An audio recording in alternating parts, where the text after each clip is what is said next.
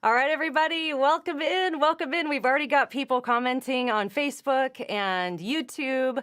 We are so excited. Natasha, aren't we excited? We are so excited. Hang on. Oh, man, I've already got tech issues. Hang on. Hang on here. I've got a delay. Can you hear me? Delayed? I can hear you. Okay, hang on. My husband's running down here real quick.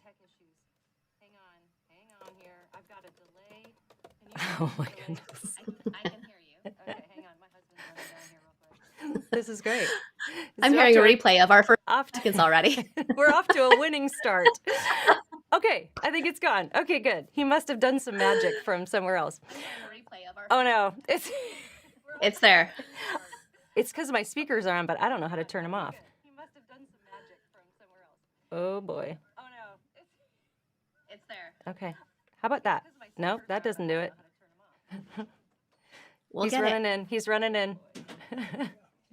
Listen, while we're waiting on, it's these speakers. They're on. Yeah. He's running in. Listen, while we're waiting on. Hang on, guys. No, I think they're coming out of here. I'm pretty sure. Hang on, guys. This will not work. Okay, well, listen, guys, while we're waiting on this, I'll try to do this with a delay, but we are going to be taking your questions, and what we'd love for you to do is you have a question for us that we'll be getting to those later. Put a Q in capitals or the word question in capitals. Is it on your laptop? Oh, maybe it is. Yes, we figured it out. Yay!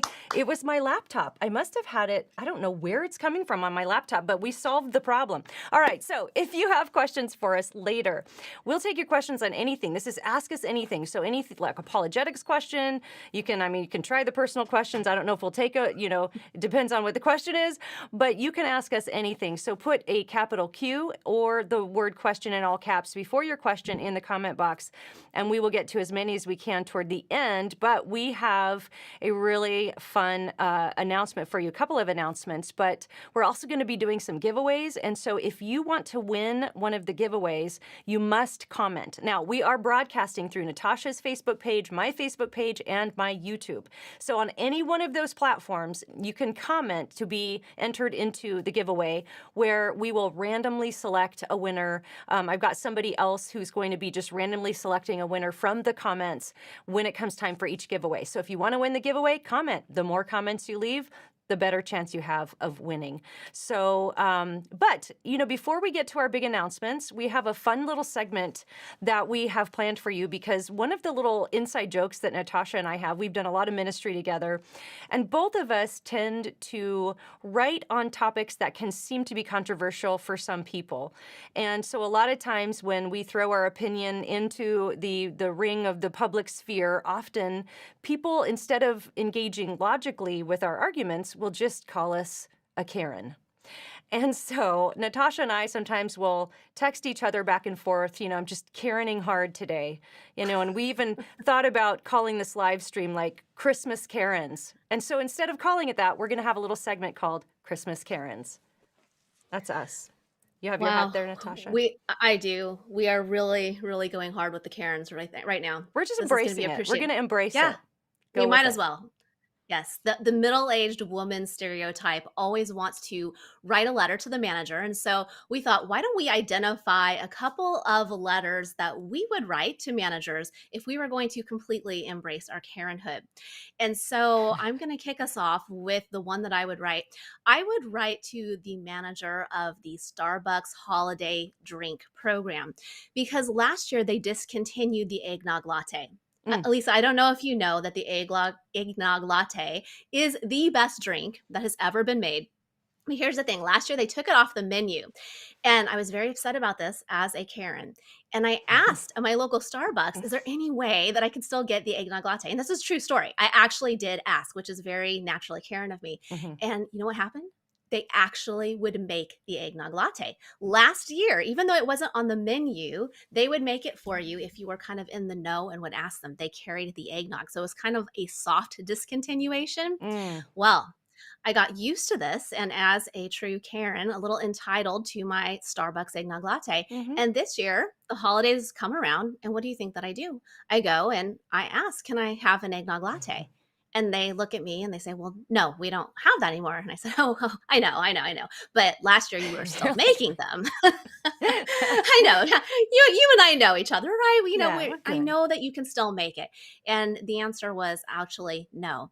And so I was very offended by this. If I had to write a letter to the manager of Starbucks, that is what it would be. And by the way, they actually have them in the UK. I looked it up online and you can get eggnog It's lattes in wrong. other That is places. wrong. It's wrong. I feel indignant about it. It's not okay. So that would be my Karening. That I mean that's caroning hard into the It, universe it really because is. that will ruin anyone's day. I remember I was working at Starbucks the year that the eggnog latte was launched. And I remember tasting it and thinking, nobody's ever going to like this. This is terrible. But then I tasted it again the next year and it became my favorite Christmas drink. See? And I'm with you. We're going to write letters. We're going to write letters. Okay, well my I think we Christmas should actually Karen. write the letter after this. We should actually send the letter and see if anything happens. Yeah. And we'll have another big announcement podcast. Yes, This is because the people will letter be back. waiting. They'll be waiting They to will. know what happened. Absolutely. Yes, yes. Yeah, we're fine with the cups. Whatever Starbucks wants to do with their Christmas Totally. cups is fine, but you must put eggnog Absolutely. latte in them for Yes. the caroning to, yeah. Okay, mine is, you know when you go out and you doing your Christmas shopping, although now, granted, a lot of that happens online, but there's just a lot more traffic. And I would like to write a letter to the manager of four-way stops in Nashville because I've lived in Nashville over 20 years and I still have never seen a four-way stop executed properly. So what happens, and especially when it's busy in the holiday season, when everybody's shopping, is you pull up to the four-way stop and nobody cares who got to which stop first. Somebody in the four-way stop will elect themselves manager of that particular execution of the four-way stop, and they will begin directing just randomly at their own whim and desire who should go when.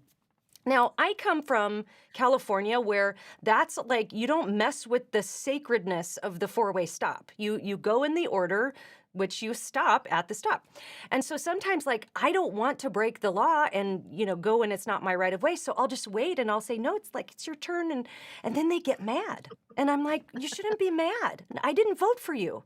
Like I didn't vote for you. I didn't elect you president of this four-way stop. And so I'd like to write a letter to that person who elects themselves manager of the four-way stop to execute it very poorly, and then everybody takes longer to get to where they want to go. How's that? That was pretty Karen-y of me, don't you think? I like that. And I would also join to that letter. It's amazing how similar we are in the Yes. letters Yeah. that we would write. So maybe people are right. Maybe we are genuinely Karens because I'm the rule follower also. It's like, Mhm. why are you not paying attention to who got here Like first? Because I there's am paying close yeah, attention.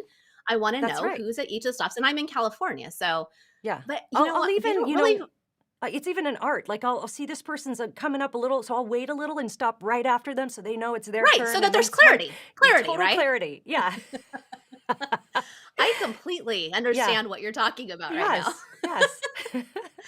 Okay, so my other letter to a manager would be to the manager of Christmas wrapping paper designs. Mm. Elisa, I don't know if you have been out shopping for any kind of wrapping paper, but I was at Target the other day and it's just a disaster out there. When you look at the bins that are filled with the wrapping paper, you come in, they have these huge boxes, right? And it's like, I don't know, 3 for $5 or something. You start looking through them.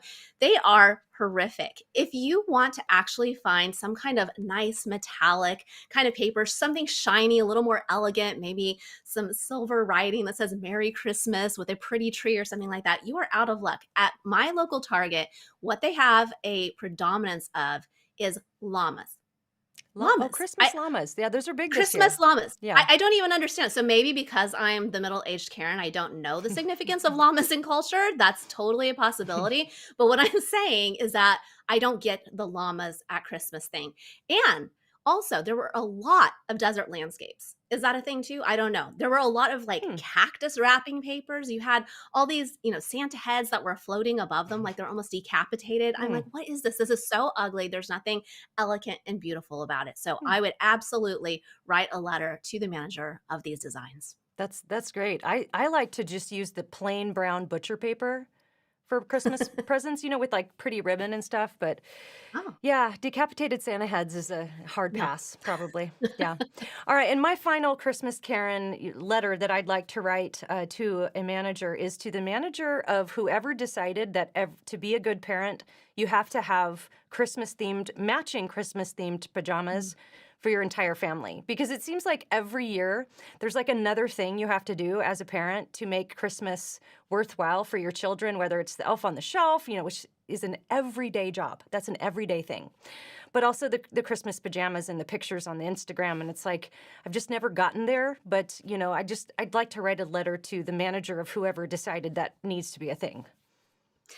I have to confess that we did get the family matching pajamas this year, and not just kind of cute family matching pajamas.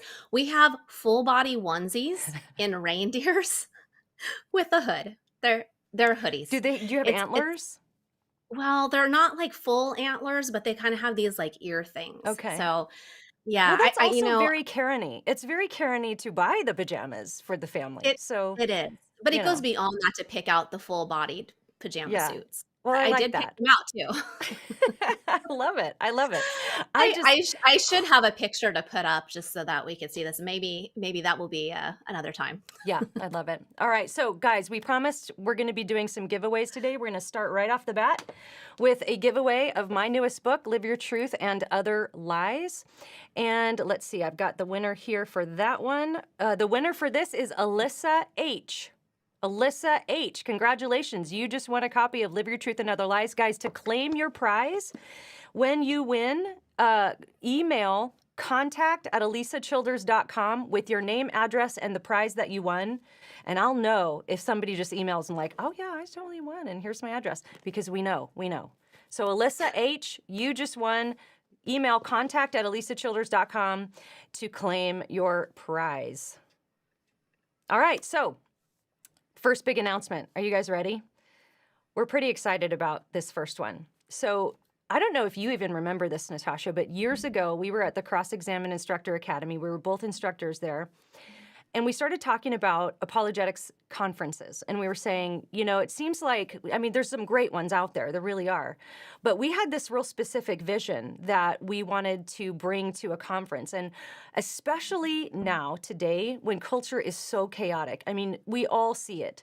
There is it seems like there are attacks on Christian beliefs from all sides. It's like you can't get through one door to there's 10 more doors of, people just with claims against Christianity. And it can be very daunting, very difficult to live your Christian faith boldly, interacting with the specific things that are going on in our culture. So we, for years, have been talking about maybe putting together a conference. And so we've done it. We've actually finally done it. So Natasha's going to give us some specifics about what it is, but this is the big reveal. We're so excited. We've been working on this for a really, really long time, and it's coming to pass. It's happening. Alisa, it's a little hard to take you seriously with the Santa hat on. Let's take these off. Yeah, let's get back to business. No, I love the Santa hats. No, I love it. Okay. I really think it needs to go back on. Okay, I was just saying it's kind of funny. Good. Yeah, no, I love it. Right, No, seriously, you guys, we are so excited about the conference. So I'm going to give you some details about it. First off, the name. It's called, I feel like we need the drum roll kind of sound effect here. It's called Unshaken.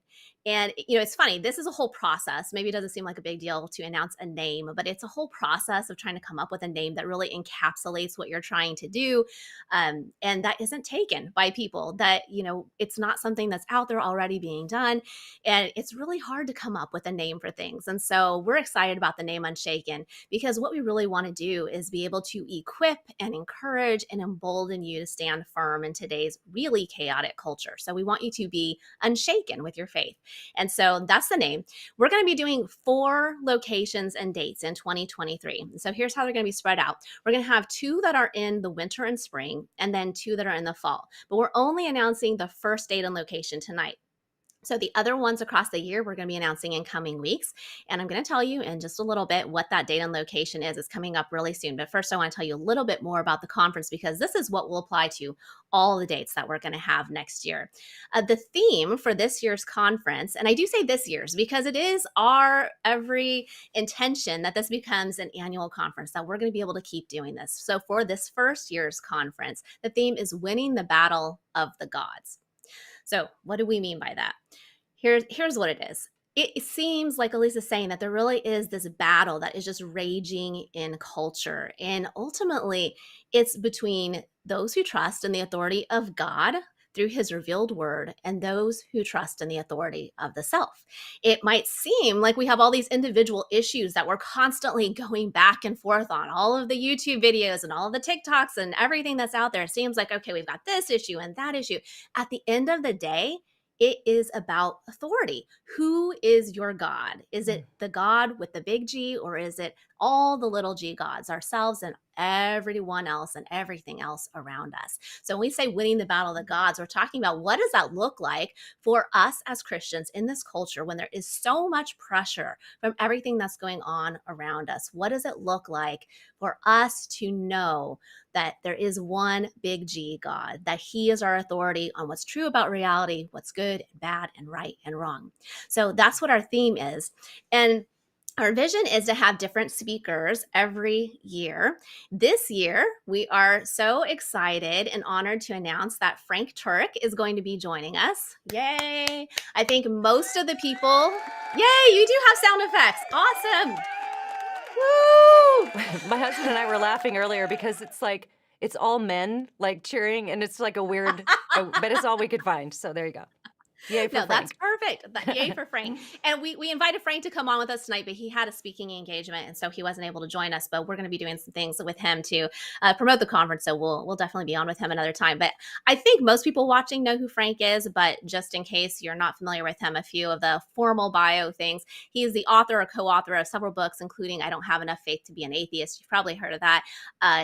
His latest is called Hollywood Heroes. It came out earlier this year. He hosts a weekly TV program that is broadcast to 32 million homes.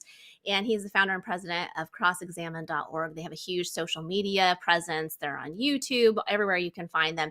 And Frank speaks more than 100 times a year. I don't know how he does it. That is just a huge, huge speaking load. Yeah. But we are so honored that he's going to make time to do this conference with us. And so we were so excited to work with Frank on this. Okay, so the first location, here's what it is and the date. January 28th, like next month. So when I say January 28th, just in a few weeks from now, we're going to be kicking off the first date, and the location is going to be Dayton, Ohio. And I realize that sounds a little random, like, you might think like New York City or San Francisco. Dayton, Ohio, though, is such a great place for this conference because it's strategically located between several different large cities. And so if you're anywhere in those areas, then you can easily make it to that conference. So we're hoping that it will be a good place for a lot of people. It's going to be held at the Arbogast Performing Arts Center, which my understanding is that it's just a little bit north of Dayton in a town called Troy. But we are so excited, especially to be working with a couple of local apologetics organizations, and they have been volunteering so much time and their resources to help us really get this up and going. It's called the Dayton Apologetics and the Apologetics Fellowship. And so we are so grateful for all of their support in making this happen locally there in Dayton, Ohio. So the tickets are actually on sale now. Alisa is going to bring up our website. It's unshakenconference.com. So if you take a look at what she has up there, you can kind of see what you'll find on the site. And if you are in the Dayton area, this is your chance. Just like you can see right now, you can go there, you can purchase your tickets. The conference schedule is on there, so you can see what it's going to be all about, whether you go to the Dayton location or the other ones. And also, if you're interested in the Dayton location, there are limited VIP tickets that are available. And the VIP tickets will get you premium seating and a catered lunch. And from what I understand, it's also like a meet and greet kind of time with Alisa and Frank and myself. I don't know how exciting it is to meet and greet with us, but it is part of the package. I think the premium seating part is kind of the coolest part of it. But for those who are interested in that, those are going to go pretty quickly because they are limited. So make sure if you are interested in the date and location, you jump on and you get your tickets. And that's So, unshakenconference.com, unshakenconference.com. And then all of the dates that we start to announce, which we're really close on a couple of the other ones that will be put up on there, you can check the site and then get information on the specific dates as they're uploaded there at unshakenconference.com. So, okay, all right. Karen Patrick just said, nothing wrong with being a Karen from a real Karen. And actually, no Karen. And I told her once, I'm like, you know what? Everybody should be a Karen because you're an awesome Karen. That's what I told her. And Kathy That's loves the awesome. Christmas Karens. Good. Okay, so we're going to do another giveaway. Let me see if I've got a winner here. Let's see. Yes, I do. Okay, so for this one, you're going to be getting, the winner of this giveaway is going to be getting a bundle, okay? So what this is the curriculum that we produced for Another Gospel. So we've got the DVD experience, which you can also stream. I don't even think I have a DVD player. I don't know. But if you can have this. And then you're going to get 5 participant guides. So you and 4 friends can go through Another Gospel and do the participant guide and have the DVD experience together, which is, I believe it's 6 sessions. Yeah, 6 sessions. And then you read through the book and discuss, and then there's a little stuff you can fill out on the participant guide. So the winner of the Another Gospel curriculum bundle is Ashton Webb. Congratulations, Ashton Webb. So Ashton, to claim your prize, you can email contact@alisachilders.com with your address, and we will get this shipped out to you. So Ashton Webb, email at contact@alisachilders.com. Okay, second big announcement, guys.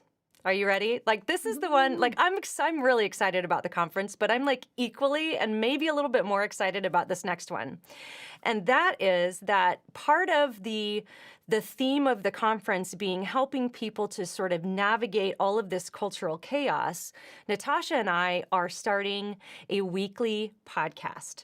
Now, we are really excited about this because it's going to be called the Unshaken Faith Podcast. There is a trailer that is posted already up on Google, Spotify, all the different places. You can find that. Here's that one. That's Unshaken Faith, Alisa Childers and Natasha Crain. And you can listen to the trailer, which we are really, really excited about. So basically, one of the reasons I'm so excited about this, and I shared this on the trailer as well, is like about a year ago, I started to get texts from friends, and this started to happen more and more, where they would send me an Instagram post or a meme or a TikTok video that was making all of these radical claims against the Bible and against Christianity and against just any kind of theology that would be historically Christian, things like the doctrine of hell or original sin, or, you know, even if we allow for even the Eastern Orthodox side of things that would maybe not use the word original sin, but they would agree that there's this inherited sinfulness. That's viewed as really toxic on all of these memes. And so people were like, how do I respond to this? And so I started to go back and forth with people. And then I realized, like, wouldn't it be great to have just a short, maybe 15 minutes once a week where we take a post like that, or we take a meme or a TikTok video and we reason through it. And we're going to do a little bit of that tonight in a minute, just to kind of give you an idea of what the podcast is going to be like. But this is where we're really wanting to help you to interact with a lot of the stuff that comes down your social media newsfeed. And so the podcast is called Unshaken Faith. And ultimately, kind of our slogan, what our mission statement, what we're really hoping to do is to equip you to live your Christian faith boldly in a chaotic culture. So this will be a weekly 15 minutes. We want to talk about relevant cultural topics. Now, Natasha and I both have personal podcasts that are longer, so about an hour or so, depending on the topic. And sometimes we interview guests, sometimes we just reason through things or go a little deeper on these issues. So it's not a replacement of those. We're still going to be doing our personal podcast, but this is just an additional opportunity. A lot of people will email me and say, I love a lot of your content, but I never get to all of it because I just don't have the time. I don't have the time to sit and listen to something for an hour. So this is just 15 minutes. You can listen on your morning commute or while you're doing the dishes or whatever it is you're doing when you just have about 15 minutes to pop something in on a drive or something like that. So if you want to, it's up on all of the platforms. So you can go right now and subscribe on iTunes. You can subscribe on Google, Spotify, all the places. Now, I do want to ask you guys, for those of you who are already familiar with Natasha's content and my content, and you know you're going to love this podcast, here's what I'd like to invite you to do. Go listen to the trailer. And then you can already start to leave good reviews on iTunes. That helps get the word out. That actually helps signal all the algorithms that people are interested in this. This is something that's going to catch on. They'll suggest it in news feeds and things like that. We'd also love it if you would share the trailer on social media. You can do that all around the Christmas season. We'll be coming around the new year with all new episodes. You can share the trailer right now on your Facebook or on your Instagram or wherever you do your social media, on Twitter. And let people know, like, hey, this is going to be a great opportunity to help think through some of these difficult topics. And so in the trailer, we even have a little clip of all the kind of different types of things we're going to interact with. And so definitely go follow that. And that's the Unshaken Faith podcast. I think we have a giveaway, Natasha. We do. And I just want to echo what Alisa said. I'm so excited about this podcast.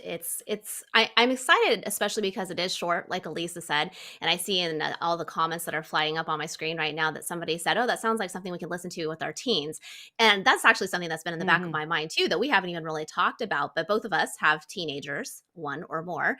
And, it's hard to get them to listen to anything that's super long. But we hope that this will be something that is engaging and relevant, even for that age group. So even though we are a couple of Karens, hopefully we can regain some relevance after this whole announcement thing. I seriously, we're crawling out of a hole. I know. I seriously thought, like, wouldn't it be just so great to call this podcast like, Karening into the chaos. We'd like to speak to the manager of cultural chaos. Like, we're going to write letters to the manager of all the deception with this podcast. Exactly. And we thought about it. We actually talked about this and we thought, okay, then we're going to be going a little too deep into it. We didn't know if it was only us who would be amused by this, but but we're letting it all out through this announcement. So that's good. Yes. Okay. So next giveaway is Faithfully Different. This is my book that came out earlier this year. And I can't get it on the screen here. There we go. Alisa, who's the winner of this one? So the winner for this one is Sharon Harbeck. Sharon, congratulations. Yay. Go ahead and email contact@alisachilders.com. Send us your address, and we will get your copy of Faithfully Different out to you. So Sharon Harbeck, congratulations. Yay. And you guys, if you already happen to have the books that you're winning, you can give them as Christmas presents. They both make, or all of them make, good Christmas presents. So think about that. Okay, so what Alisa and I wanted to do as we get toward wrapping up, and we are going to have a Q&A at the end, but we just wanted to take time to respond to a couple of things, a couple of Christmas themed things that we found online to give you a feel for what we want to talk about on the podcast and really the subjects that we're going to be talking about in the conference next year. Because all of these, the podcast, the conference, the whole brand of Unshaken really is about the same thing. So they are very much tied together as wanting to equip and encourage and embolden you in this kind of culture. So Alisa, the first one, the one that I want to do is from beliefnet.com. Are you familiar with that? Have you seen these articles on BeliefNet? Yeah. So it sounds like it might be faith-based, but there is all kinds of stuff on there that really is problematic. So I just found this article. I'm not going to go through the entire article because it would take too long, but I'm going to read a couple of little parts of it just to give you a feel for what it is and talk about how you would respond. The title is called The Christmas Story, What's Real and What's Not. So you can already see where this is going to go, and big promises, by the way, by the BeliefNet writer that they are going to assert for us what part of it is real and what's not. So it starts with all of these questions. I'm just going to read a few of them. It says, did it really happen? Did the angel Gabriel really appear to Mary to tell her she was to be the virgin mother of the Son of God?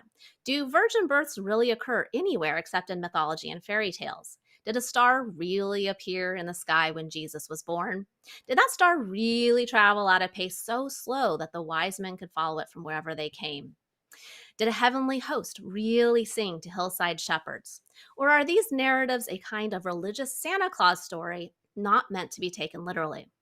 Okay, so anytime you have an introduction like this to an article, you can kind of see where it's going. They're trying to make you feel kind of stupid for believing miraculous events. So here's the thing, the answers to all of those questions is going to be no if there's nothing that exists beyond this natural world.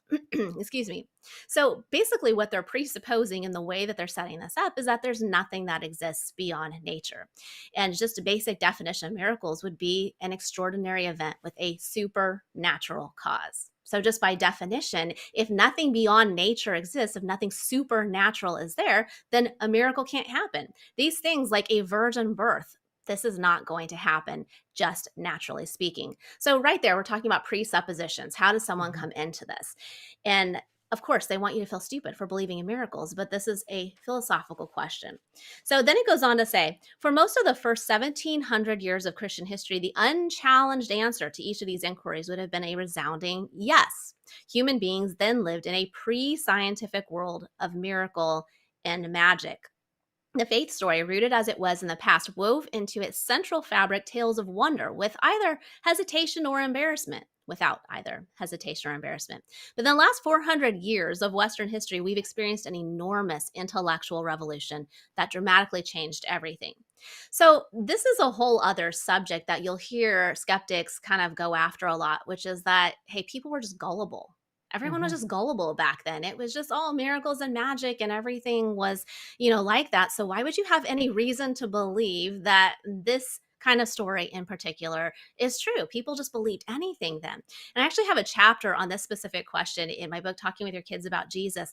And in that chapter, I quote Craig Keener, who is a Bible scholar, and he has written a lot of great books, including one called Miracles. And it's this huge 2-volume set where he just goes deep into analyzing the nature of miracles and have miracles happen. Really a just impressive volume.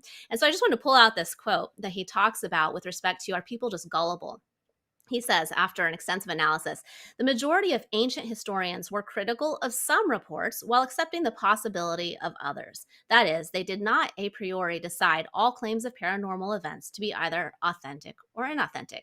So basically, they were just like us. Yes, they had their kind of miraculous stories. Yes, they had their kind of mythological stories. Some people believe them, some didn't. But overwhelmingly, you don't see the situation where just everything is believed. This is just historically not the case. So this suggestion that, everything before the scientific revolution, the enlightenment, was just a bunch of gullible people who believe anything, just is not historically Mhm. accurate.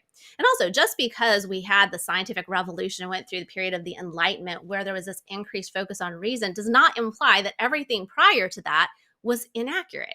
And you see that claim a lot of skeptics too, that anything that's pre-enlightenment is just to be kind of discarded because we know better now.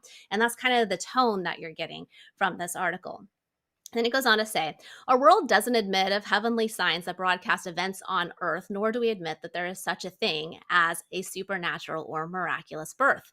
We know that the story of a Santa Claus who travels through the sky is not literal truth, and we've come to suspect that neither is the story of Jesus' birth.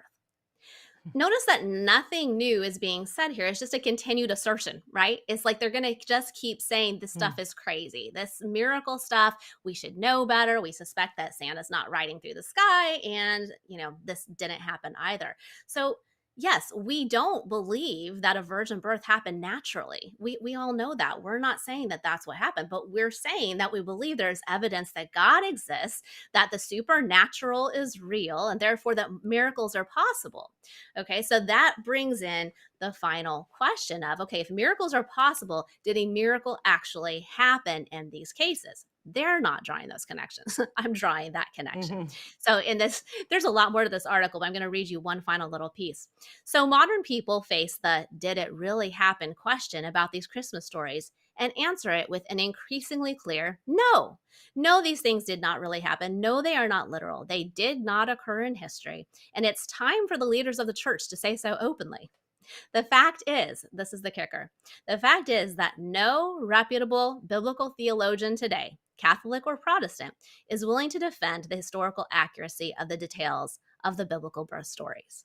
Hmm. So that is really quite a claim. I Yeah. mean, they're suggesting that there's kind of this trickery, deception that's going on by Mhm. church leaders and kind of playing into this perception amongst skeptics that, pastors are all in it for money. They're all trying to pull the wool over the eyes of people who don't know any better. It's time for people to say so openly. So they're just kind of playing on that. But the fact is, according to them, that there's no reputable biblical theologian willing to defend the historical accuracy. This is so common that in articles like this, you'll see these just grand assertions made. There's nothing backing it up, but they're just saying it. Mm-hmm. And, it's easy for someone who maybe hasn't done any kind of apologetics, who hasn't studied any of these things, to come across this stuff and think, wow, that that sounds pretty serious. Like, is that true? Or they should be asking if that's true, but it sounds so bold as a claim. And it's not true. How is this person defining reputable, right? They're Mm-hmm. not saying, okay, of these biblical scholars here, none of them would say that these details are historically accurate. They're not giving you any criteria. They're literally just making the claim that there's no one, according to their criteria, who is reputable, who will defend the accuracy of the details. Well, it's just not true. There are plenty of Bible scholars who believe that the Bible is reliable, that the Gospels in particular are eyewitness testimonies, that this is reliable data, that these are reliable stories. And so, Richard Bauckham comes to mind, Darrell Bock, Craig Blomberg. There's so many Mm-hmm. great books that are written about the historical reliability of the Bible and of the Gospels in particular that contain the birth narratives. Yeah. So as we think through kind of this whole thing about, wait a second, a virgin birth, like how do we know that happened? Is there an apologetic around that? Okay, well, no, not directly to go back in time to the virgin birth, but we start at the big picture level, first of all, saying, well, are miracles even possible? Miracles are possible if God exists. And so that's a question of God's existence. And if miracles are possible, then the next question is, did a miracle actually happen in this case? And that's a totally legitimate question to ask, right? Just because miracles are possible doesn't necessarily mean that everything that someone claims is a miracle actually happened. So then the question comes down to the reliability of the Bible and the Gospels in particular that contain these birth narratives. So that's why apologetics is so important, because it gets us back to this question of, okay, how do we know that the Bible is true? How do we know the Gospels are reliable so that we can look at what is claimed, look at the information that's collected by the writers or that's retold by the writers, and say, okay, this is a truthful testimony that includes these stories that, yes, are sometimes hard to understand or hard to grasp. They are miraculous. But at the end of the day, to throw it out like this writer is just disingenuous without actually giving any consideration to these philosophical things or the historicity of the Bible. I see that all the time too. And for me, it just goes back to creation. If you think about the idea that something came from nothing, right? If the atheists are correct and the universe popped into existence out of nothing without a cause, right? Without, of course, as Christians, we believe the universe popped into existence out of nothing, caused by something. That's where the Christians would differ. But if you take the atheist view that the entire universe popped into existence out of nothing and uncaused, I mean, that sounds like a miracle to me. I mean, that sounds like a miracle. And so everybody's kind of got this presupposition of some sort of miraculous thing happening. And so as Christians, we know that if there was a cause to the universe coming into existence out of nothing, then like you said, anything is possible. I think it was Norm Geisler who said, there's no problem turning water into wine when you can make water out of nothing. Right? Yeah, And so, but it exactly. is interesting, though, this point you're making about the sort of bait and switch philosophically that's happening with a lot of these posts. Just recently, I witnessed this happen on Facebook. There was a very popular progressive Christian deconstruction platform that made some claims about the possibility that Jesus didn't exist. And the claim they made was that most scholars believe that this is not true, which obviously that's not true. Even skeptical scholar Bart Ehrman wrote a whole book about the existence of Jesus being a real thing, that Jesus was a real person in history.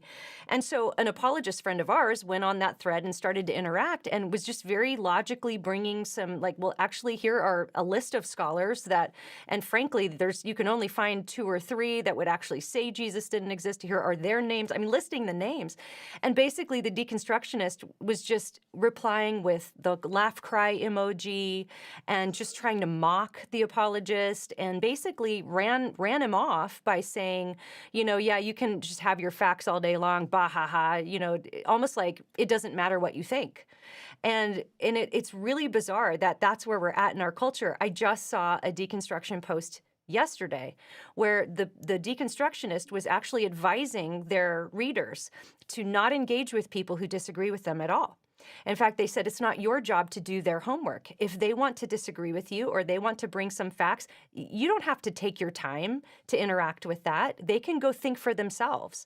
And ultimately, because there's an assumption behind that, that it doesn't matter what's actually true. It just Right. matters what you think and what you Yeah. agree with. And so why would we argue? Because it doesn't matter. But of course, if there is an ultimate reality that can at least in part be objectively known, then we want to line up what we think with that objective reality. And that should be our pursuit in life, is this pursuit of truth, which is believing what corresponds with reality. But sadly, we're in a culture that doesn't really value that anymore. And that's kind of sad.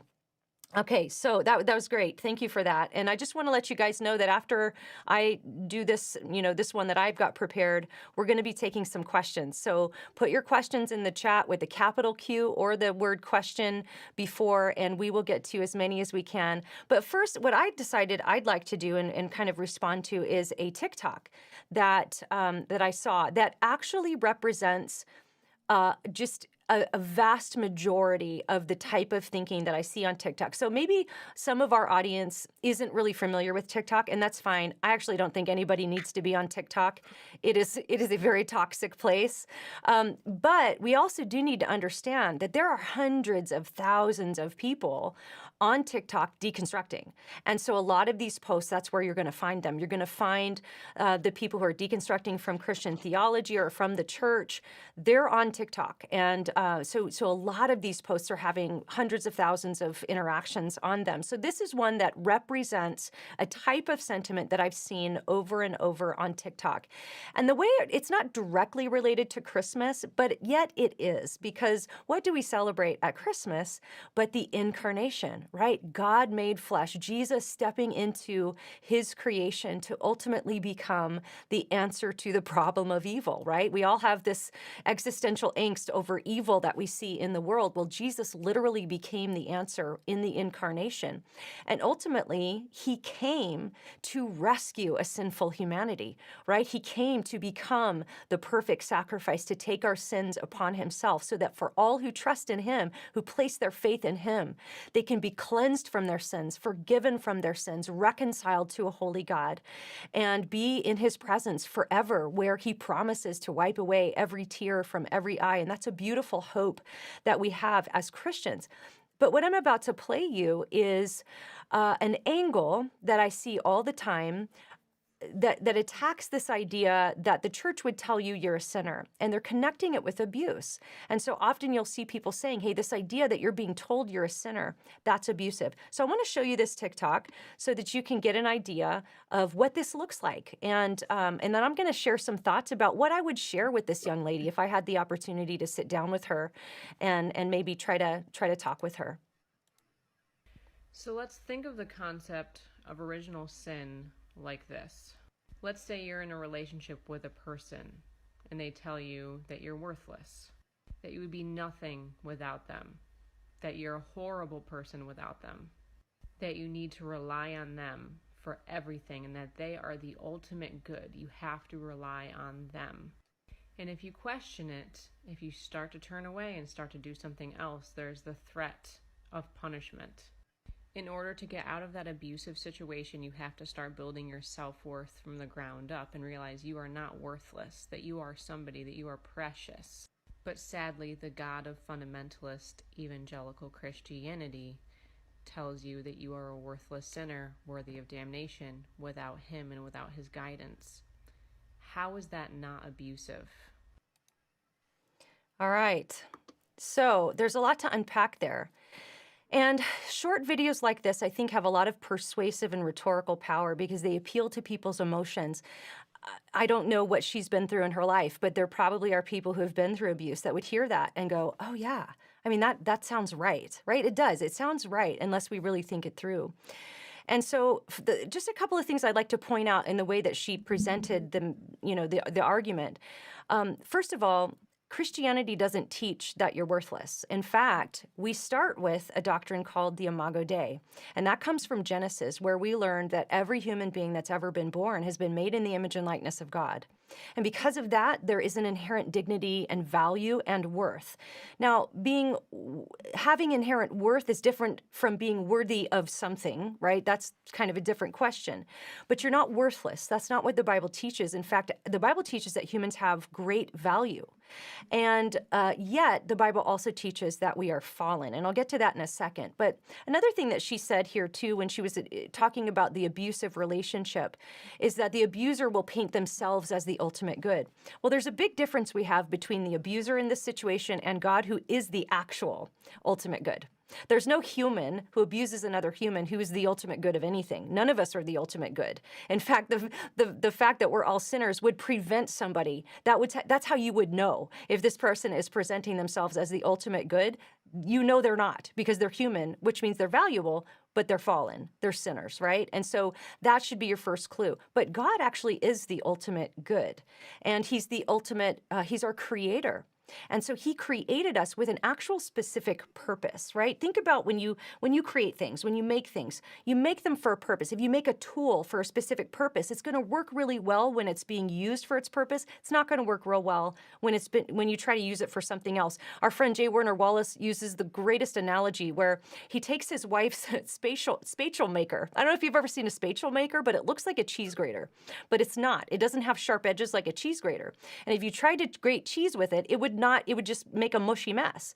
And so if you said, this cheese grater is terrible, well, you'd say, well, that you're not using it for its purpose. It's not made to grate cheese. Now, if you had a cheese grater that did what the spatial maker did and didn't grate cheese properly, you'd say that's a terrible cheese grater, right? Because it's not fulfilling its purpose. So what's our purpose? We get that from our Creator.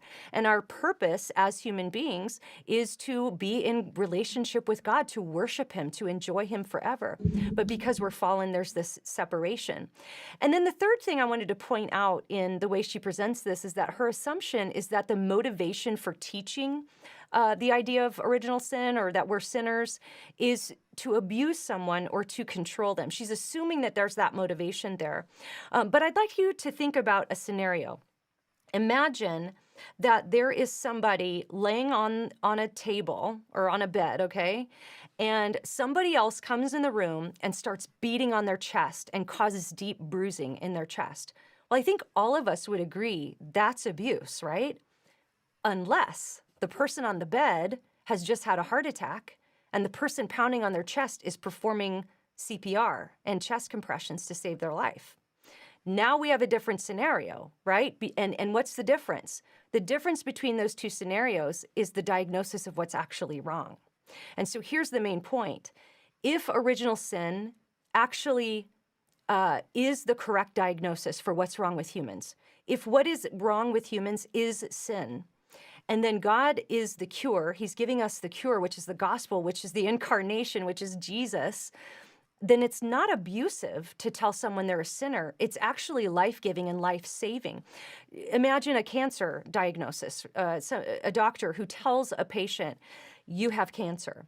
Now, is that abusive? No, it's not abusive, because the motivation of the doctor is to try to treat and ultimately, hopefully, cure the person of their cancer. And that might entail chemotherapy, which can be painful, which can be, cause side effects that are difficult and uncomfortable. But ultimately, he's telling that person they're broken because he's trying to cure what's actually broken. So it's only abusive. Original sin is only abusive if it's not true. But if it's true, it's more like CPR, it's more like chemotherapy, because it's the cure for what's actually wrong. And so that would be what I would hope to maybe try to untie for her if I could minister to her. And also, I think it's important for us to remember, too, that a lot of people that are coming from that angle have been abused themselves.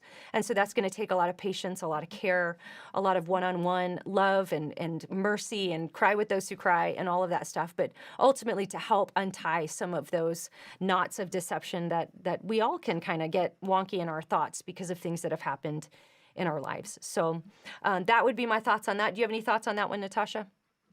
No, I think you did a great job of summarizing that. I think, when you watch her video, it strikes me how much pain there seems to be behind that in the Hmm. way she's saying it. And I think a lot of times when you see people on TikTok, you kind of get that feeling. So some of those Hmm. videos make me actually really sad because you can tell that there's a lot of pain that's underneath that.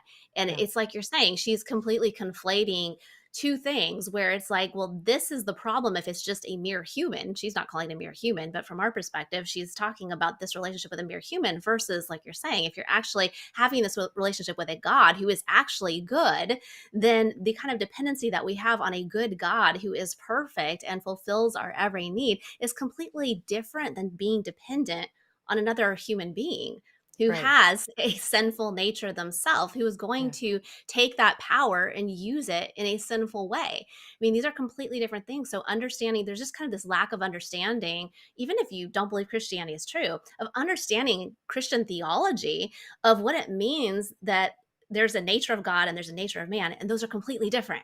You Hmm. cannot just put the nature of man onto God and say there's a problem because we're completely different. And so I think, part of it goes just to biblical illiteracy, just having no idea today of what the Bible actually teaches. I would hope that if I'm talking about another belief system, even if I'm not a Mormon or I'm not a Muslim or I don't adhere to these other religions, that I could accurately describe what they believe so that I wouldn't be kind of conflating things in the same way. And so that really kind of saddens me just to see how many people have this flawed understanding of what Christians believe. Hmm. And, we see this in all the statistics that, that we're always talking about. 65% of people claim to be a Christian in America, but only 6% have a biblical worldview based on just Yeah. dozens of questions that are asked in terms of what people believe and how much of the Bible's teachings do you actually adhere to. That's about 6%. If you're interested in the research behind that, not to go off course, but on my podcast I have an episode where I interviewed the director of that research, George Barna, so you can go and listen to that. But that huge difference shows that even within the group of people in America who call ourselves Christians, there are so many misunderstandings of Hmm. what is actually taught. So if we don't understand what the Bible teaches by and large, how do we expect somebody who's been hurt, who's on TikTok, who maybe never has been taught accurately about the Bible, how do we expect them to do that? So we have to have a really um, we have to have a good plan going forward. I mean, we Hmm. have to really get out there and not just defend the faith, but explain the faith. And that's Hmm. something that I think we're kind of behind the curve on at this point. Yeah. That, apologetics is one thing. That's why I started talking more about worldview issues on my own podcast and books and things like that, because I started to realize you can't defend what you can't explain in the first place. And Mm-hmm. for a lot of people today, we can't even do the explaining part. Yeah. So, That's good. yeah. All right, well, we're going to do another giveaway, and then we're going to go to questions. So again, if you have questions, put a capital Q before your question or the word question, and we'll get to as many as we can. But this is a nice gift. This is from Tyndale. This is a New Living Translation Bible, the Filament Edition. So this is really cool because you can read it, and then you get an app on your phone, the Filament app, and you can scan the page number to connect to notes and more in-depth study, devotionals, videos, interactive maps, all centered around the passage you're reading. So as you're reading, you can just scan. And you're like, oh, I wonder what, if you're reading about some kind of wilderness, Jesus in the wilderness, you can scan on your Filament app and it will take you to maps and like explanations of what that area was like and all of that. So you can go deeper, which is pretty cool. So this is something that Tyndale came out with for a couple years ago. Let me show you what it looks like. It's really cool. So it's the Holy Bible, the Filament Edition, and I want to thank Tyndale for donating this. And we are going to send this to Monica Dennis. Monica, congratulations. So Monica Dennis, you're getting the Tyndale Filament Edition, New Living Translation. Email contact@alisachilders.com to claim your prize. Give us your address, and we will get this sent out to you. And again, if you're all got a lot of Bibles and you're good to go, you can give this as a gift. It's a beautiful gift. Comes in a nice box and all of that. So we'll get that sent out to you, Monica Dennis. All right. So Natasha, you ready to go to the Q&A here? I think so. I did notice one question way earlier, which cracked me up. And the question was, does Natasha sing? And the answer is absolutely not. So I'm just going to lead with that one. Okay, good. Absolutely I would absolutely love to be able to sing too. I think that is the most precious gift. I cannot sing even a little bit. It's just I bet horrible. you can. I bet you No, no, I can. really No? can't. My kids would all tell you the same. I really Yeah. can't. It's Okay. bad, but I Do you would love sing to in be able church? to. Do you sing in You church? know, I did not even sing in church until maybe like 4 to 5 years ago. I would actually Wow. avoid it because I really was self-conscious about feeling like I sang terribly. So Wow. so, like, at speaking events, you kind of, like, sit up in the front row because you're gonna get on the stage soon, and they have the worship before whatever, and there are people around. I'm always so paranoid. I'm like, "Oh my gosh, if people actually hear my voice right now, that's gonna be so embarrassing." So I sing very, very quietly Mm. in the beginning. So, yeah. All right. That's yeah, we do the doxology at my church at the end of every service, and, like, it's funny how people can be kinda timid to sing, but you do the doxology and everybody's got, like, four-part harmonies, everybody breaks out. It's just like, I don't know what happens to everyone, but they just come alive. It's great. All right, question number 1. This is from Victoria Smith. What are some great resources for raising godly young men in a world that is constantly pushing down young men and young boys? Boy, you're right about that, Victoria.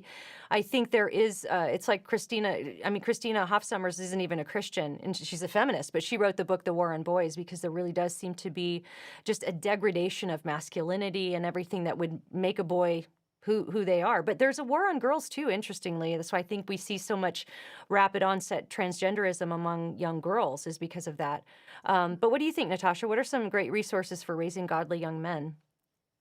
I haven't read a specific book on raising boys, and I do have a boy, but what comes to mind is that there's so many different facets of answering this question. There's discipline on one hand, those kinds of resources, and then there's spiritual discipleship on another hand. I don't know specifically books about raising boys, but I think that we have to be mindful that it's all those different components together. So when you're talking about, apologetics, all the same resources that you would use for raising girls or for raising boys. I just don't know of books specific to, Yeah. discipling boys. Are you familiar with I any that are can't think of specific? any off the top of my head, but I have a feeling some of our, listeners may be aware of something that they can put in the comments. I think that, yeah, I can't think of anything off the top of my head. It's just not my lane. But honestly, I think the best resource for young boys is to be discipled by their fathers and by men in their lives. I just think it's so key to have that role modeling and have somebody in their lives who's male who is reading their Bible and modeling true masculinity for them. So, but other than that, I don't really have anything specific. Andrew is asking, is the no eggnog lattes, is that persecution? Yes, Yeah, yes. that's why we write the letters, Andrew. We have nothing further to say. Yes, it is persecution. Next question. Okay. Oh, here's a good one from Aj Martinez. What are your thoughts on family Bible time? Is this something you do with your kiddos? What do you do, Natasha? So I think this is like the one of the most important things that you can do when your kids are little, because if you wait until your kids are like teenagers, things change fast when they get to that age, and it is really hard to corral kids, get them to sit down and say, "Hey, we're going to do family Bible time." If that's not a pattern that's already been established, it's certainly not impossible, and I encourage everyone to do that. And I think there are some tricks that you can use to get the older ones to sit down. But if you have young kids, please start doing that, because if you build that into your kind of daily habits as a family, or maybe you can't do it daily, maybe that for your family twice a week or even once a week is more reasonable. Do that because your kids start to understand this is something we do as a family. Mhm. And when you establish that early on, it becomes that pattern. It's just like going to church. They get into that pattern, they understand this is what we're going to do. And just one thing that I have found that has been especially helpful at all ages, both when they're young, when they get older, set a time. Mhm. And by time, I mean a time duration. A lot of times, I know it's shocking to all the parents listening, but a lot of times kids don't love to sit down and Mhm. do Bible study together and talk about these things. If that happens to be the case in your house, tell them upfront exactly how long it's going to last. Mm. So if you sit down for an extended time and you're not letting them know what's going on, they're going to be rolling around, they're going to be standing on their heads, whether they're 15 or they're 5. Tell them, okay, it's 20 minutes, and you're going to pay attention and we'll be done. And this has been really helpful for us in terms of giving that time and getting the attention and just saying, like, this is how long it's going to be. But if you're going to hold us up because you're not letting us talk, or you're messing around, or you're fighting, whatever it is, then we'll just have to start again. And it's still going to be 20 minutes. Mm. So that's, there's a lot, obviously, I could say about family Bible time, but those would be my two big things. Start early for sure. Don't give up when your kids get older. It's tempting because it's so hard to get everyone there together at the same time. We're at a place now. So I have two twins who are going to be 14 next week, and I have a 12-year-old. We're now trying to do, okay, on Tuesday nights and Friday nights, we're going to have after dinner at the dinner table, Daddy is going to do some kind of just Daddy's thoughts, some kind of devotional based on what Daddy's been studying this week. And also that kind of shares with your kids that, hey, we're studying the Bible. We're doing these things on our own. We want to share with you what God's saying to us. So it's going to look different in terms of the timing and how often for every family. But yes, I absolutely recommend that. Alisa, what do you Yeah, guys do? I do too. I think it's really important. I think there's a couple of things that are very important with this topic. I think number one, the consistency of the sitting down and doing it intentionally. I think that's really important, especially because our kids are feeling how chaotic the culture is.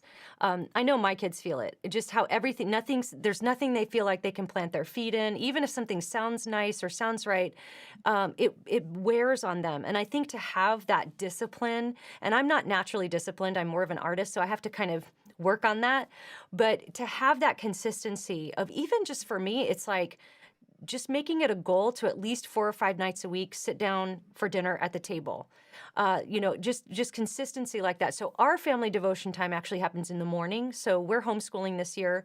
So we kick off every morning with we all come to the table and we have breakfast, and nothing fancy. I'm not like the 50s mom that's in there making a big egg breakfast or anything, but just even if it's just cereal or whatever it might be.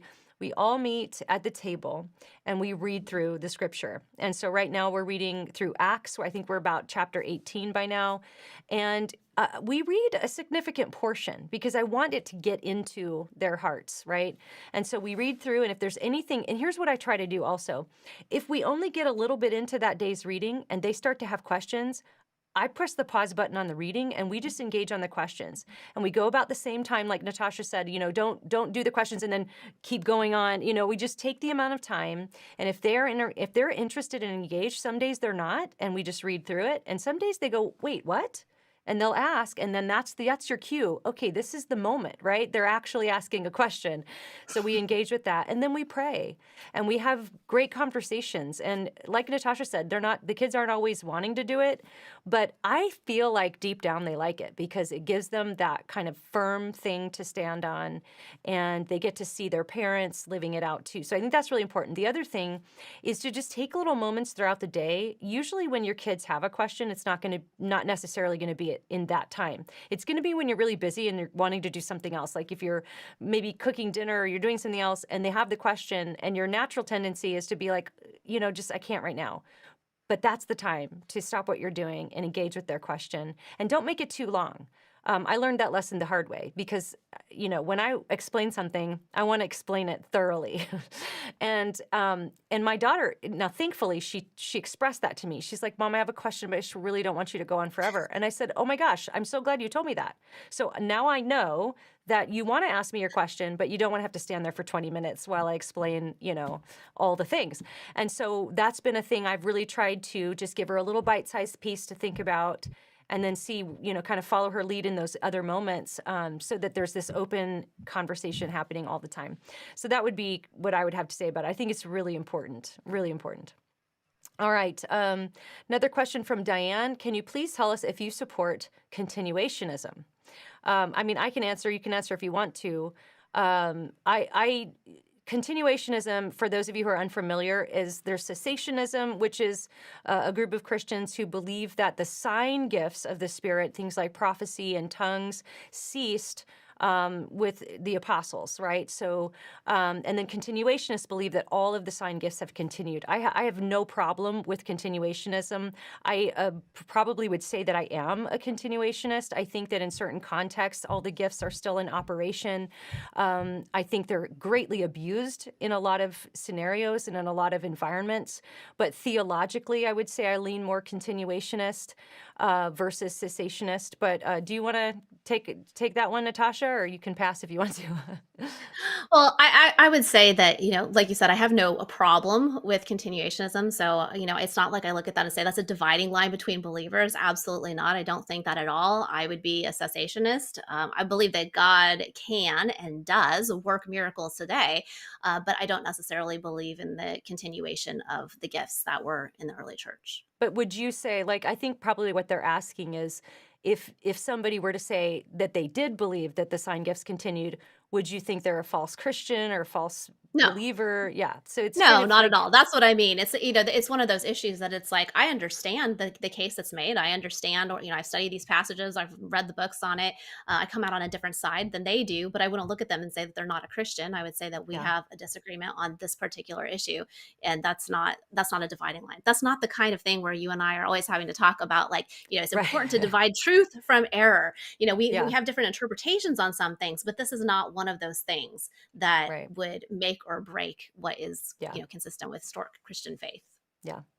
All right, Amanda, practical ways to separate Santa and magical elves from the power of Jesus and the true meaning of Christmas. Got any thoughts on that one? Well, I think it depends on the age of the kid. I mean, I think we're probably talking about the youngest kids there, although it could be something that an older kid says is kind of a claim from a skeptic's perspective. But for young kids, I think it depends on whether you're actually kind of promoting the Santa story as, this actually happens. And I got to say that we always did Santa when my kids were young, when they were really little, and we would say, yeah, Santa left the gifts, and we went along with the whole Santa thing. We just thought it was fun. And I always thought that the Christians who were like, warning you and saying, like, well, like, your kids are going to find out and they're going to think, well, then maybe you lied about God too. I was like, okay, that is a huge overreaction. When I eventually told my kids that there was no Santa, and they were pretty young still at this age, I don't know exactly how old they were, but when I told them, my daughter's first response, she had tears in her eyes, and her first response was, then how do I know that God is real? I was blown away. I was like, you've got to be kidding me. I can't believe that, like, this is actually happening, like people are Mm, saying. And so we still like play Santa just for mhm. fun. My kids are old enough. Of course they know that Santa's not real. But we'll put something out, like we'll put stockings up and that kind of thing. I did change my mind on this. And so I would say that if I had little kids to start over with again, that I would tell them the story of St. Nicholas, and I would talk Mm, about how that's, what Santa's based on. Santa's not real, but we are doing that. It's kind of a fun story if you choose to do that kind of thing yeah. at all. I mean, Christians are all over the spectrum on whether or not you should do that in conjunction with Christmas. So I would personally, I would set that up as a separation early on and just say, hey, this is, Yeah. this is not the same. And that's a perfect apologetics opportunity also to kind of go down the road of, people can't see Santa and we have these presents and we make up the story. We also can't see God. So how do we know God exists? And start to get them thinking about, hey, there's a big difference here because we actually have a ton of evidence that Mm, God exists. And then you can yeah. kind of go down that line of reasoning with them. And wasn't St. Nicholas at the Council of Nicaea? Isn't that, was it him or I was it don't the, know. because I think there's a legend, although I don't think it's actually true, but it's awesome, that he punched Arius in the face. That's like a legend about the Council of Nicaea. So Santa Claus, is pretty awesome. But from my perspective, my parents did not do Santa. Now, Santa wasn't banned or forbidden. My mom did kind of like what you're describing, where it was like, you watch the Santa movies and you can, it's not like we didn't talk about Santa, like we don't talk about Bruno or something. We it was a part of our celebration, but they never told us that he was real. They always told us it was just a pretend fun thing. And I don't feel like I missed out on anything. In fact, I'm actually very, very thankful that they did that. So that we kind of did that with our kids as well. We never tried to make them think that Santa Claus was real. And one of my kids actually is kind of mad that we didn't. So, you can't win. I don't know. No, I you don't know. cannot win. You can't The win. older your kids get, the more you realize you cannot win. Once Yeah. they're teenagers, you will never win again. Yeah. Yes. Yes. Yes. You have It's lost. over. The winning is done. We have Yes. hit that. Did I mention my Susie. kids are turning 14 next week? Okay. Yes. Susie got the VIP tickets for good seats and the catered lunch. All right, Susie. Woohoo! Also, this Facebook user is asking, will Frank only, no, Frank will be speaking at all four. So this is, I'm not sure if you mentioned this, Natasha, but with the conference, every season, you did mention this, we're going to have a different theme. So Winning the Battle of the Gods is this year's theme. Frank's on for this year. We're going to rotate speakers. Natasha and I will always be a part of it, as we continue on throughout years, if we keep going, and if it's something that the Lord wants us to continue doing, but we'll rotate speakers at that point. So Frank will be on for this first year or season. So there we go. Okay. So Seth is asking, will you still do your regular podcast? Yes, we will be doing our regular podcasts. This is just something that will be an additional opportunity to listen to Natasha and I, banter back and forth and hopefully help you reason Talk through about being and parents. talk about being Karens. Megan, don't Santa hats make your forehead itchy? Yes, I was just thinking it's like right here. I'm like, I gonna know. get that. And it's also crooked, which is really distracting. I'm kind of like, Yeah, it's cute though. It's kind of like yours goes this way. And okay, Pokey Kelly, do you have a favorite pastor or pastors to listen to? I'll start with mine. I like to listen to different Bible teachers. Probably two of my favorites would be Alistair Begg and Skip Heitzig. So those would be kind of my regulars that I listen to. But I also really like, when I want to go really deep into a Bible study, Dallas Theological Seminary has these online courses where they basically just have videos of their seminary classes for different books of the Bible. And I've done their Genesis one and their Hebrews one. It's phenomenal. You have these wonderful seminary professors taking you really deep into the text. So I really like that one as well. Do you have some favorites, Natasha? well, I love Jack Hibbs, Pastor Jack. He Oh, yeah. is, I just love that he is unafraid to speak out on a lot of cultural subjects that you don't hear a lot of other pastors talking about. He, especially being here in California, I'm in Southern California and he is too. But there's so much going on here. Just with policies that get passed, things that are going on for the pro-life cause. And he is amazing at just getting out there and speaking boldly about it. So I really, really appreciate Pastor Jack in particular. Great. All right. Arlene is asking, I've been reading the Bible, but it seems hard to understand as someone who has difficulty trying to read without trying to understand. Is there a Bible you suggest that's easier to start with and understand? So I would say, Arlene, maybe try like the New Living Translation if you're just trying to understand the basic text. I like the New Living Translation. I wouldn't use that as my main study version, like if I was going to go deep into a study. But if I'm just trying to understand the big picture, it's written with a little bit of an easier to understand type of language. I'd also personally, I can't speak for Natasha on this, but I would personally recommend the Bible Recap podcast, where you read through the Bible chronologically, and then there's like a 6 to 8 minute episode every day where Tara Lee Cobble, who is the host of that podcast, kind of walks you through like, what did I just read? You could be reading in the Old Testament, like this people went to these people and they did this, and it's like, what did I just read? And she's going to help you understand what you just read. So the Bible Recap podcast, maybe with a New Living Translation, would be a good place to start. Do you have thoughts on that, Natasha? One thing I always suggest, and this is not reading the Bible directly, but just to kind of like get your bearings, if you are kind of unsure about the overall story, I always like to recommend Greg Koukl's book, The Story of Reality, Mm-hmm. because it's a very straightforward, easy read, and it just kind of explains the whole story from start to finish so that you understand where the whole thing is going. And that's how I like to read anything, really. If it's like a complex book, I'd rather read a summary first so that I kind of understand, okay, this is where this thing is, and then I can dig into it in more detail. So I really recommend that book. I love that book. And then also any kind of study Bible, really. I love my ESV study Bible. I also love, there's a cultural background study Bible that I love. And the value of the study Bible is that, yes, we want to just be able to read through the scripture. And there are times where you just read that and you don't want to get into all the study notes. But it's so helpful when you read something and you're like, I just don't get what this is saying right here. Or in the cultural background study Bible, like, what is this even, talking about? It'll give you kind of like the history behind something. And so I think that's really helpful. I have lots of different study Bibles for different things. So I go to the study versions a lot. But like I said, sometimes there's a morning where I'm studying and I'm just like, okay, no more study notes. I'm just going to read this. So Yeah. those would be the two things that I would say is having some different types of study Bibles, but also just kind of making sure that you're grounded in the overall story. And I'll add to this too. You might consider even investing in Logos Bible software because I find that to be really helpful for my daily Bible reading. I'll put the text on one side of my computer, and then on the left side I have all my favorite commentaries just kind of all ready to go. So if I come across a verse where I'm like, okay, I'm not really sure I understand what's going on there, I might go on a few reliable commentaries that I've kind of curated for myself to go, okay, like what are these different scholars sayings going on here? There's something maybe I don't understand that's happening in the Greek or in the Hebrew, and that's been really helpful to me as well. But yeah, if you're really having a hard time understanding the overarching story, I would just start by reading the Bible, get it in your bones.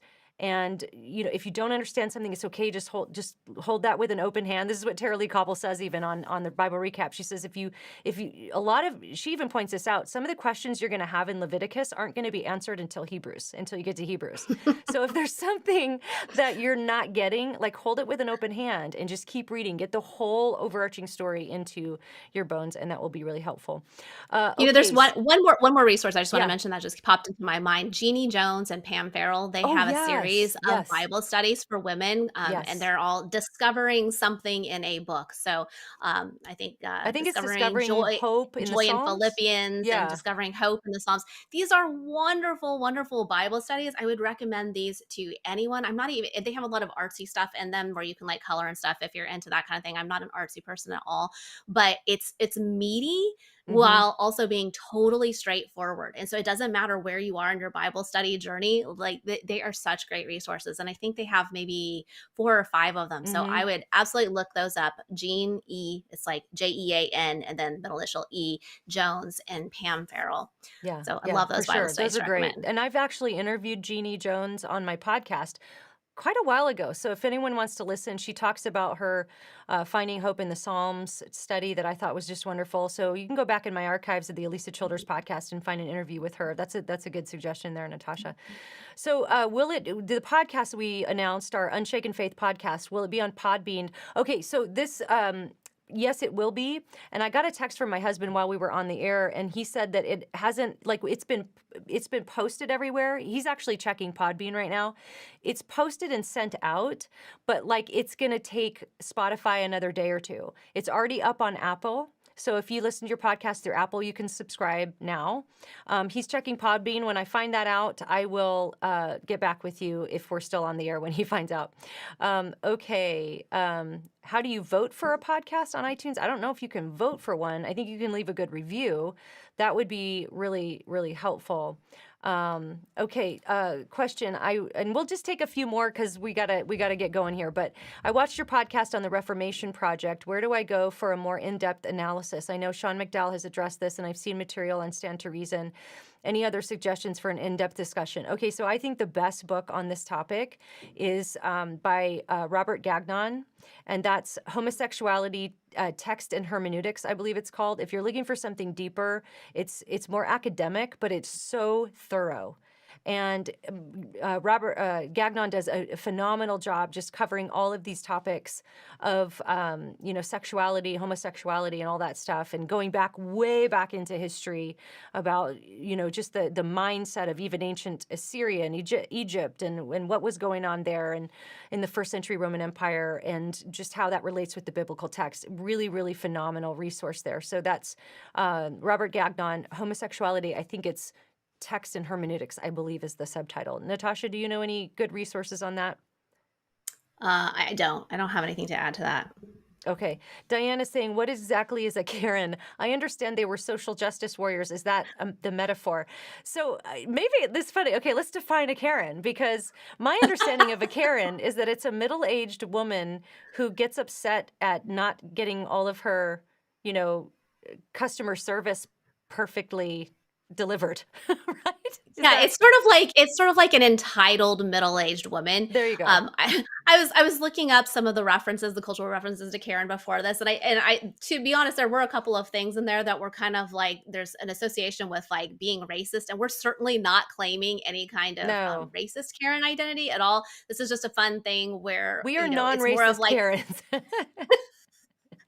we identify as non-racist Karens. Yes. That's So right. but a lot of times you get called a Karen if you are a middle-aged white woman and somebody who, is kind of like seen as a complainer or somebody who's raising issues. And so it's kind of like, I am going to write a letter to the manager. There's even like a whole thing about the Karen haircut. So if you Google the Karen haircut, there's a certain haircut that goes along with being the type of person that a Karen is. So it's just kind of a joke, but we have been called Karens just Yeah, because so we're just going with it. We're middle-aged embracing women. it. So We're embracing just it. that part. All right, Susan's asking, how did you two meet? I remember, Natasha. Do you remember? Well, we met in person at the Cross Examined, the original one that we were both at. I think that was the first time that we met in person, wasn't it? Yeah, so this would have been 2016, and I had been following your blog. This was before your first book came out, or maybe it was like right around the time your first book, because your book had Yeah, already that come would be out right. by that point. But I remember following you on Facebook, and just your posts were like so good, and I just thought, oh, I just love this, because at that time you were just focusing on parenting, and so I was so excited to meet you. And it was kind of one of those situations where, because like when you listen to someone's podcast or you read their blogs, like them, but they don't know you. And I remember I saw you walk in and I was like, hi. And I knew that you didn't know me, but like you were like, hi. And I was like, I like your blog. And I would just, I did one of those dumb things and, something like that. But then we became good friends. And then I started my blog shortly after that. And then Natasha would actually email me all this advice. And you were so kind and helpful to me when I first started blogging. Like you even told me, like, stop posting on your personal Facebook, start a page for your blog and just post there, and just all these little things. Or she would help me, or if there was something in a blog post, she'd, write me and say, fix this, and, just so much help. And so I'm It sounds like I was indebted being to a Karen. I was being a Karen to your blog. That's what it you sounds were like. writing a manager to my blog manager. Yes. Yes. Okay. Okay. It is on Podbean. So whoever was asking, it should be there.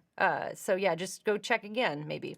Can you provide a link to the intro video you said you have for the new podcast? Okay, it's not an intro video. What it is it's a trailer for the podcast. So if you subscribe on Apple, you'll see that or wherever, Podbean, the trailer's already there, so you can listen to it. This is an audio podcast. This will not be on YouTube, at least in the beginning. Maybe soon we will. But at this point, we're just going to keep it simple because we got so much going on. So it's going to be audio only, so you can listen to the trailer there. Okay, so we'll end with this one, okay? Just to be clear, are you two celebrating Christmas this year or the holidays? Wow, I feel like this is a deep question, deeper than I can answer. No, we are celebrating Christmas. Did we say holidays? Is I that the don't know. confusion? I don't know. Maybe we did, and they were like, we need to hear Christmas. So We need to Christmas. speak to the manager of this Yes, of announcement. this YouTube stream, we need to speak to the manager. We are celebrating Christmas. Okay. Yes, Do you Christmas feel all the comfortable with that way. announcement? Christmas all the Yes, way. Christmas all Okay. the way. All right, With homemade guys. eggnog lattes. I've made them because I have I too. loved them so much that Yeah. I just made them, and I have a latte machine. So if you ever come to my house, I will make you an eggnog latte any time of year, That's amazing. even. I So love it. yeah. All right. Well, any closing words that you might have, Natasha? Anything else you want to leave everybody with? No, I thank you guys for listening. I'm glad that you guys were tuning in for this, and I hope that it was kind of fun and that you're excited for these projects that we're working on. And we will be announcing those additional conferences in coming weeks. So if you're not near the Dayton area, we're going to be spread out throughout the country. So they are going to be in widely different directions. And so hopefully there will be one near you. But thanks for tuning in, you guys. Yeah, and don't forget, go to unshakenconference.com for information about the conference, and we will be adding dates to that as we go. And don't forget the Unshaken Faith podcast coming in the new year, but you can listen to the trailer now. Thank you guys so much for tuning in. This was really fun. Have a very, very Merry Christmas and happy Yes. holidays, because I celebrate all of them. I like all of them. So thanks, you guys. Have a good night. Bye-bye.